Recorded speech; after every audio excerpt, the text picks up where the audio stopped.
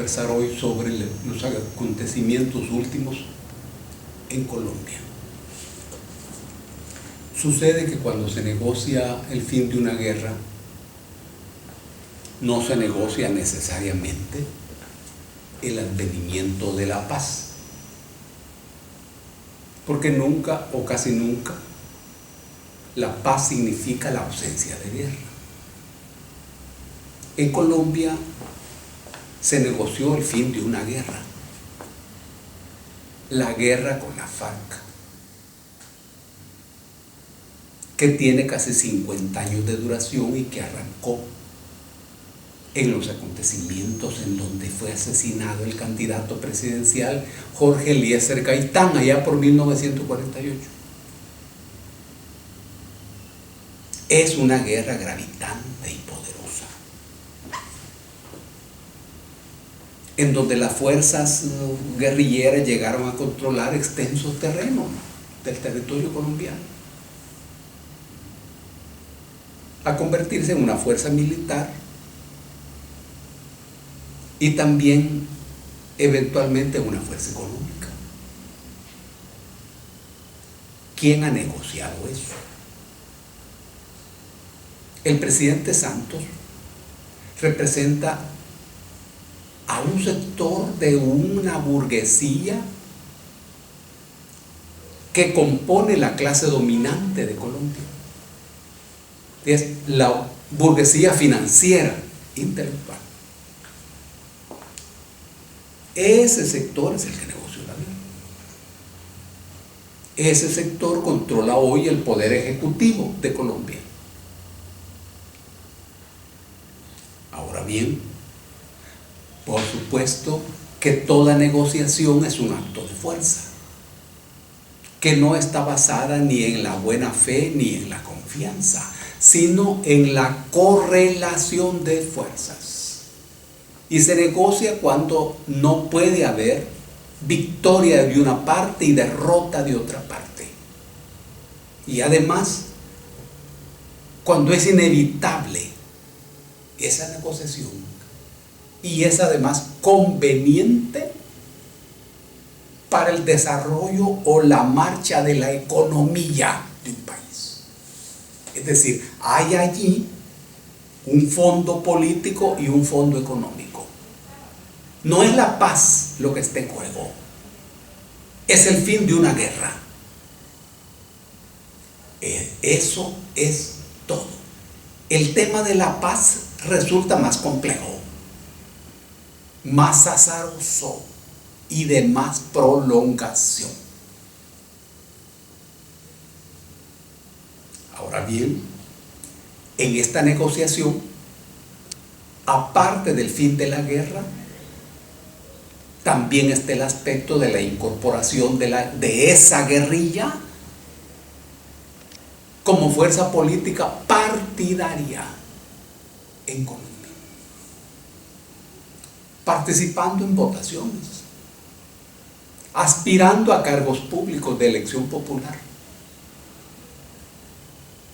Y el problema agudo de la tierra en Colombia, que parece ser el problema más gravitante de todos,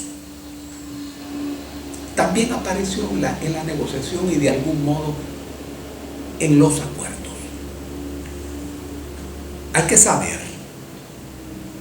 que en ese país no resulta fácil derrotar electoralmente a los partidos tradicionales, al Partido Liberal, al Partido Conservador. Eso no parece fácil. Son los que manejan el poder de una manera bilateral desde hace largas décadas.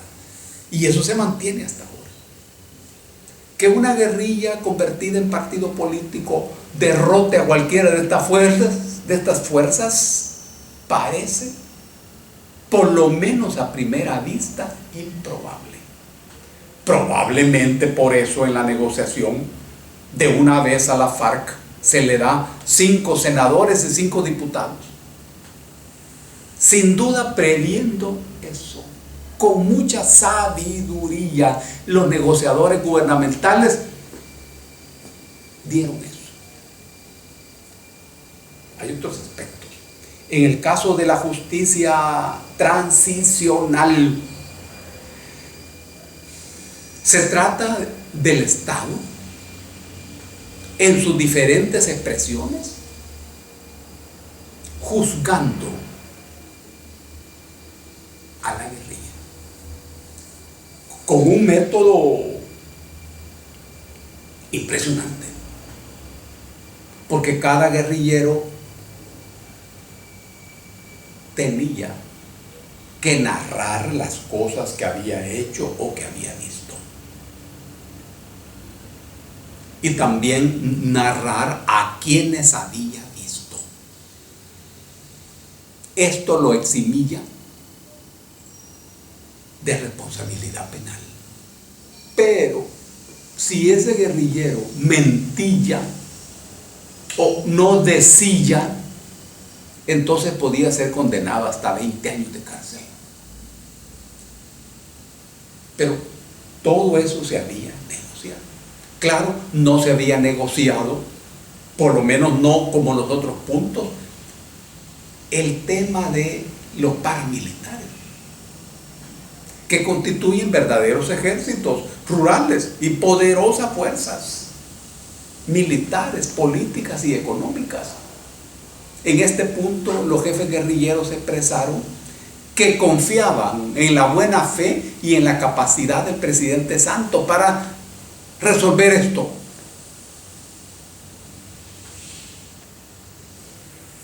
Todo caminaba bien. Y sin duda Santos estaba confiado en que esto iba a ser refrendado en una votación posterior, una especie de plebiscito, que es el que se hizo el domingo pasado. El resultado ya lo conocemos. Votó una minoría de la población colombiana, pero de esa minoría que votó, casi el 50% votó por el sí y el 50% por el no. Una pequeña cantidad de votos favoreció al no. ¿Quién es el no? El no representa la posición de otro bloque burgués colombiano. Es la burguesía agraria. Son los grandes terratenientes que constituyen en Colombia una fuerza muy poderosa. El nombre que aparece allí es el del expresidente Álvaro Uribe. Pero no es él el único. Ahí están los paramilitares. Y están los poderes reales de Colombia. Esa fuerza ha ganado por pocos votos la votación. Realmente la cuantía aquí no importa mucho, porque con un voto se gana o con un voto se pierde. Pero es importante incorporarla en la reflexión, porque no se trata de una victoria arrolladora. Esto tiene importancia en la reflexión. Pero además hay que saber que había una certeza fundada o no en que el plebiscito iba a ser aprobado. Las encuestas así lo decían. El presidente Santos también. Probablemente los negociadores de la guerrilla también pensaban esto. Y uno también. Además, al ver las preguntas, los textos de las preguntas que hacían referencia a la paz, uno pensaba de que quién iba a estar en contra de la paz. Pero ya conocemos el resultado. Sean cuales sean las razones, que no siempre serán el poderío de los terratenientes, esto ha puesto la situación sobre otros pilares, sobre otras bases. Los acuerdos alcanzados en La Habana están en el aire. Están en el aire. El presidente Santos está sin duda en la situación política más complicada de su vida.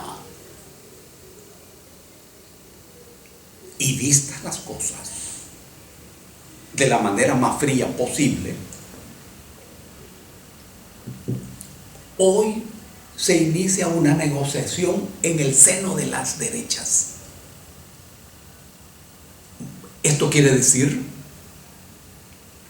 que este sector de esa burguesía colombiana que negoció con la FARC no negoció esto con los otros bloques burgueses previamente,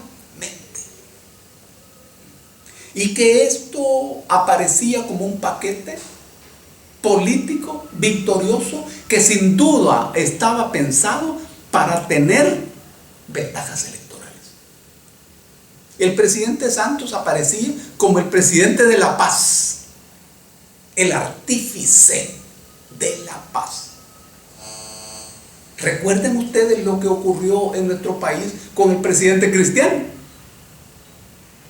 que también apareció como el presidente de la paz. Realmente no era así, pero así apareció. A lo mejor en Colombia el presidente Santos sí tiene condiciones para ser considerado el presidente de la paz. Pero después de esta votación sobre este plebiscito, las cosas han cambiado. Ahora bien, en esta negociación que se está realizando en el campo de las derechas, es importante saber cuál es la esencia del problema.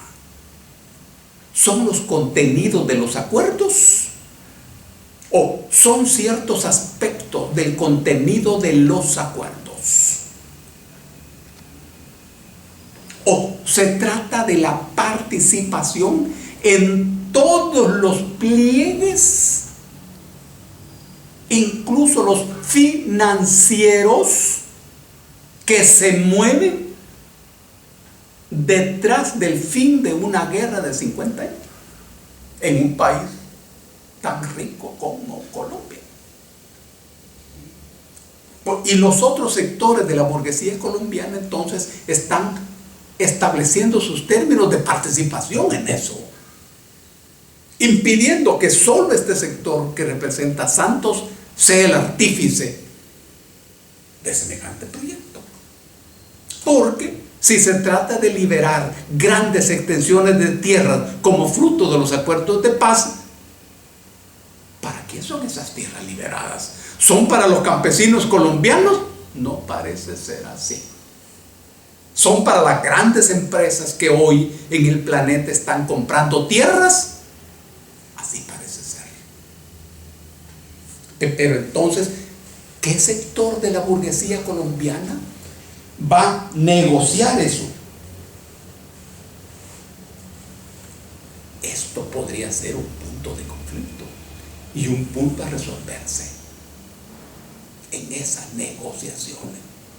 Y uno dice, bueno, es que lo lógico es que antes de sentarse con la guerrilla, la derecha hubiera negociado entre sí, pero no ocurrió eso, y eso es precisamente lo que está ocurriendo hoy.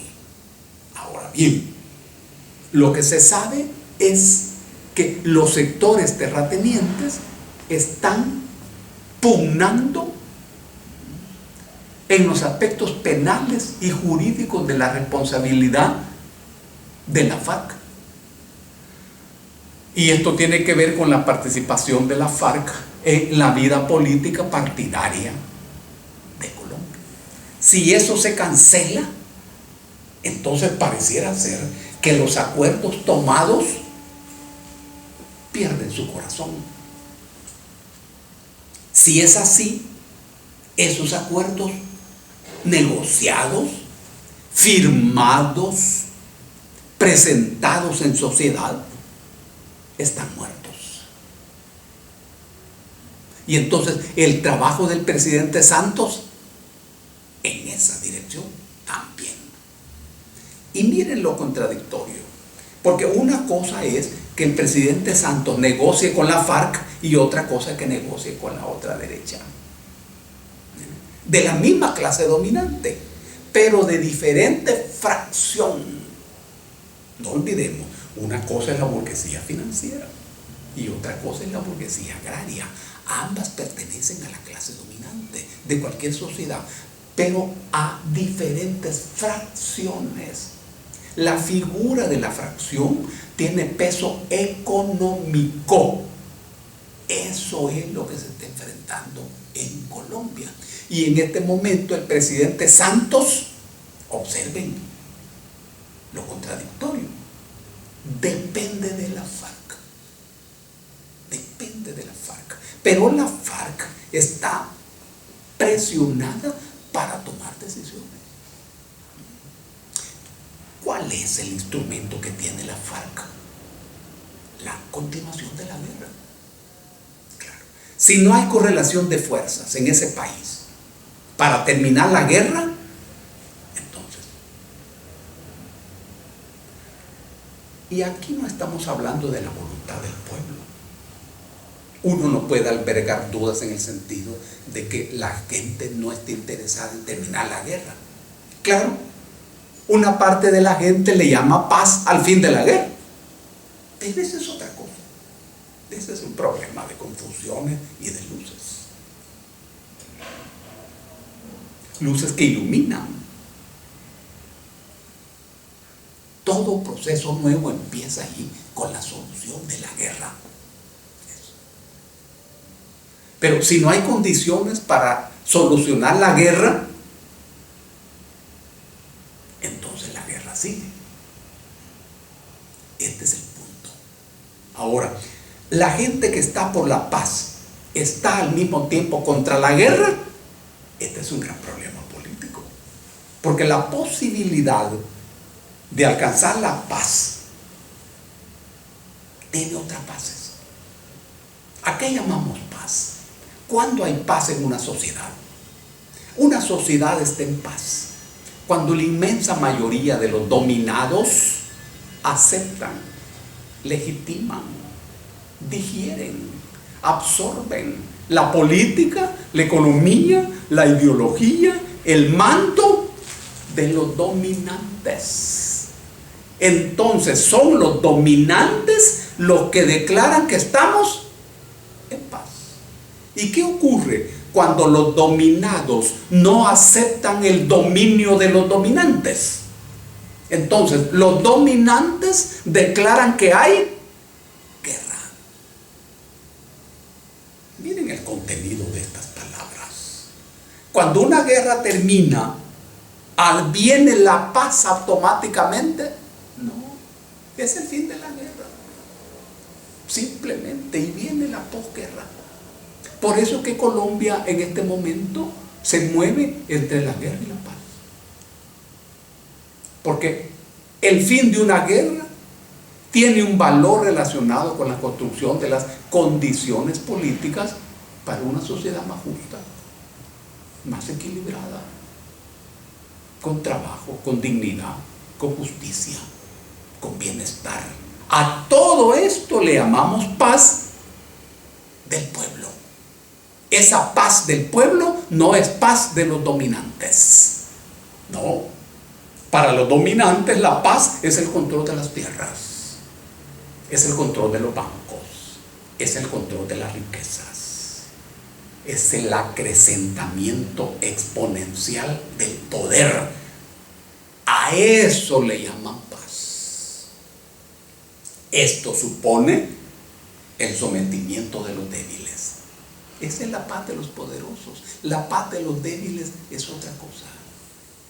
Eso justamente es lo que debe estar en la cabeza de los dominados en Colombia. Este es un episodio espeso.